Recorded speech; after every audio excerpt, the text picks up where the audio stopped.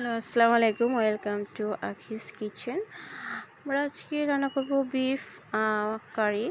প্রথমে এর জন্য আমি এখানে সব কিছু সাজিয়ে নিয়েছি, দেখতে পাচ্ছেন। এখানে গরম মশলা আছে, বাটা মশলা, গুঁড়া মশলা সব কিছু আছে এবং এখানে আছে 1 কেজি পরিমাণ গরুর মাংস। তো আমি আমাদের রান্না শুরু করে দিচ্ছি। প্রথমে আমি তেল ঢেলে দিলাম, একটু গরম হওয়ার পর এখানে একটু গরম মশলাগুলো দিয়ে দিচ্ছি। গরম মশলা দেওয়ার পরে এবার আমি দিয়ে দেবো পেঁয়াজ কুচি সব কিছু একটু হালকা বাদামি করে ভাজতেছি। ভাজতে যখন একটু হালকা বাদামি হয়ে যাবে তখন এখানে আমি দিয়ে দেবো বাটা মশলাগুলো দেওয়ার পরে গুঁড়া মশলা এবং এরপরে একটু পানি দিয়ে আমি এগুলো একটু কষিয়ে নিব।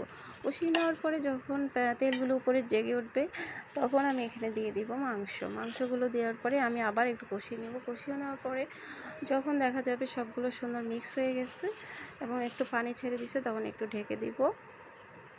ঢেকে এখানে 10 মিনিট রাখবো। তারপরে আবার যখন দেখবো যে একটু কষিয়ে এসেছে, মাংসগুলো একটু নরম হয়েছে, তখন আমি এখানে আরও 3 মগ পানি ঢেলে দিব। তারপর দেখবো যে মাংসগুলো হয়ে গেছে। তারপর এখানে আমি জিরার গুঁড়া, তেজপাতা, জিরার গুঁড়া সব কিছু দিয়ে আবার ঢেকে দেব 5 মিনিট। তারপর দেখবো যে মাংসটি হয়ে গেছে।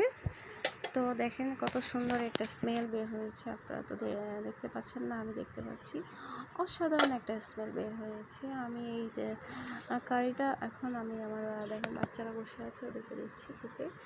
ওরা দেখেন নাকি খুশি হচ্ছে ওদের খেতে পেয়ে।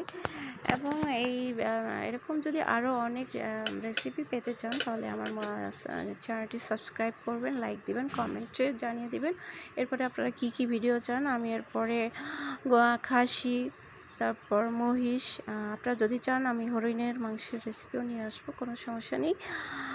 তো আপনাদের আগ্রহ এবং উদ্দীপনার কারণে আমার চ্যানেলটি আরও সামনে এগিয়ে যাবে। অনেক ধন্যবাদ সবাইকে। আসসালামু আলাইকুম।